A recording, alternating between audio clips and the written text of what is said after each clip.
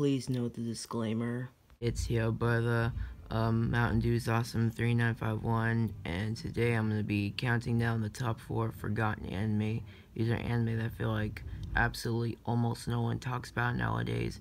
Now, a lot of the anime that I'm going to mention here on this list today are some of the first few anime that I ever saw when I started watching anime a year ago, almost exactly, because my birthday's in 3 days, and like by the time my 14th birthday came, I just started randomly watching anime out of nowhere. I just woke up one day and like, okay, let's watch anime. Anyway, enough about that. Starting off the list, I'm gonna have to start with A Lull in the Sea.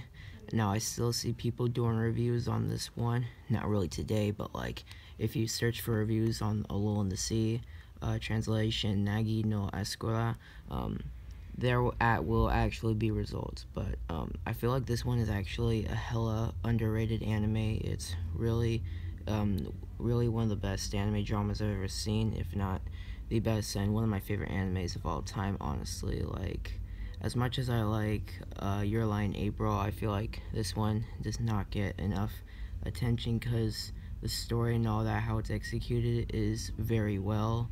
And this was from like 2013 to 14, and yeah, I feel like this one just didn't get the praise that it deserved. It had like 26 episodes, but despite that, yeah, it was really a fun blast watching this one. And for my number 3 choice, I'm gonna have to go with This Art Club Has a Problem.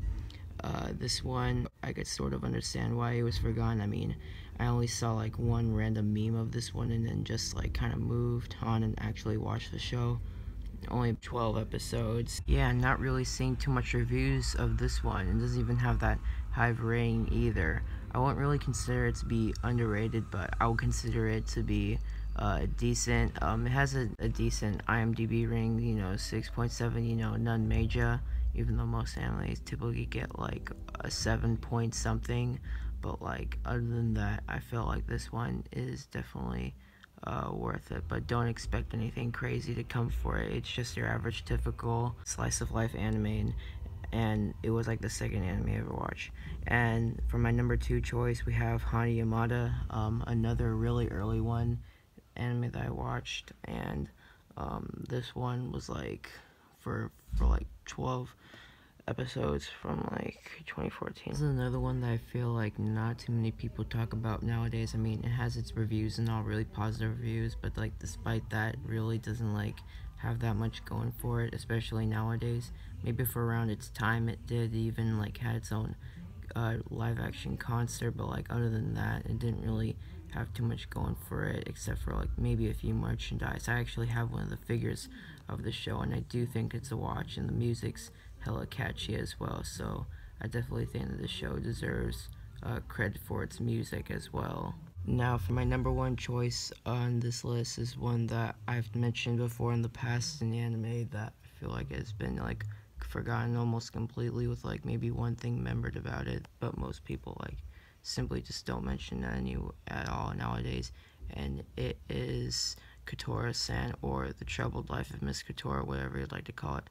I still remember last year when this was like the 3rd anime I ever saw. I still remember when I first saw it or whatever. I like held on to it for months. Like, this is not a joke at all. Like, I actually fell in love with this show just because of like, I really like the soundtrack and all that, and the way the story was executed and all that, and like how short it was. And looking back at those days, I do think that I went a little crazy about this show. To be honest, I did kind of regret a little bit of like what I did those days, but I still recommend this show. Absolutely incredible. I used to think it was hella underrated.